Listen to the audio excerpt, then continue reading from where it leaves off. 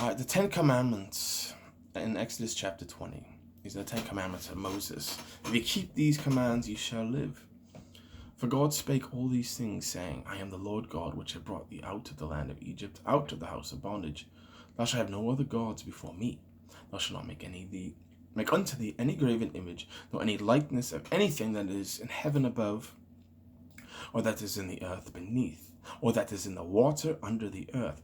Thou shalt not bow down thyself to them, nor serve them, for I, the Lord, am a jealous God, visiting the iniquity of the fathers upon the children unto the third and the fourth generation of them that hate me, and showing mercy unto thousands of them that love me and keep my commandments. Thou shalt not take the name of the Lord thy God in vain, for the Lord will not hold him guiltless that taketh his name in vain. I remember the Sabbath to keep it holy. 6 days thou shalt labor and do all thy work, but the seventh day is the Sabbath of the Lord. And thou shalt do no work, thou shalt nor thy son, nor thy daughter, nor thy manservant, nor thy maidservant, nor any cattle, nor any stranger that is within thy gates. For 6 days the Lord made heaven and earth, the sea, and all that is in them, and rested the seventh day. Wherefore the Lord blessed the Sabbath day, and hallowed it. So honor thy father and thy mother, that thy days may be long upon the land which the Lord God giveth thee.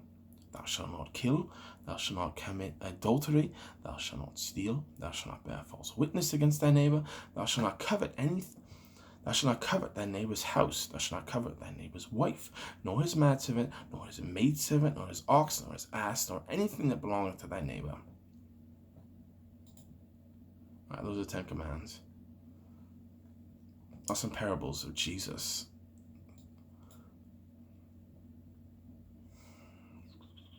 All right, and he put forth a parable to those that were bidden, when he marked how they chose out of the chief rooms, saying unto them, When thou art bidden of any man to a wedding, sit not down in the highest room, lest an honorable man then thou be bidden of him.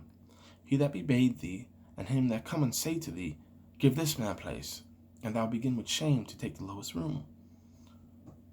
And when thou art bidden, go and sit down in the lowest room, that when he bade thee cometh, he may say unto thee, Friend, go up hither, and thou shalt have worship in the presence of them that sit at meat with thee. For exalted themselves shall be abased, and him that humbleth himself shall be exalted. When thou makest a dinner or a supper, call not thy friends, nor thy brethren, nor thy kinsmen, nor thy rich neighbors, lest they also bid thee again, and a recompense be made thee. When thou makest a feast, call the poor, and the maimed, and lame, and blind, and thou shalt be blessed, for they cannot recompense thee, for thou shalt be recompensed at the resurrection of the just.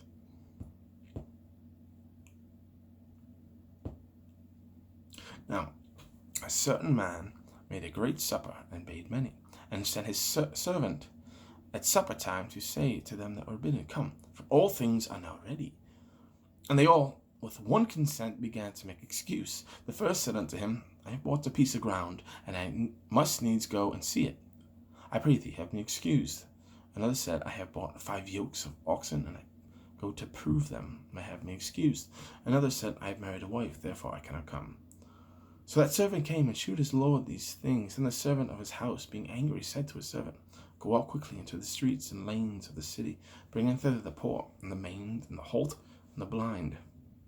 And the servant said, Lord, it is done as thou hast commanded, yet there is room. And the Lord said unto the servant, Go out into the highways and hedges, and compel them to come in, that my house may be filled.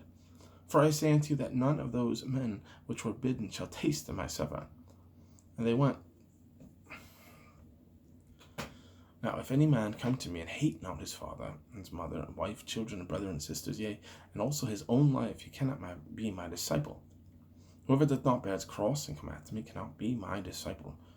For if you intending to build a tower sitteth not down first and counted the cost, whether he hath sufficient to build it, lest happily, after he hath laid the foundation, is not able to finish, and all that behold it, begin to mock him, saying, This man began to build and was not able to finish.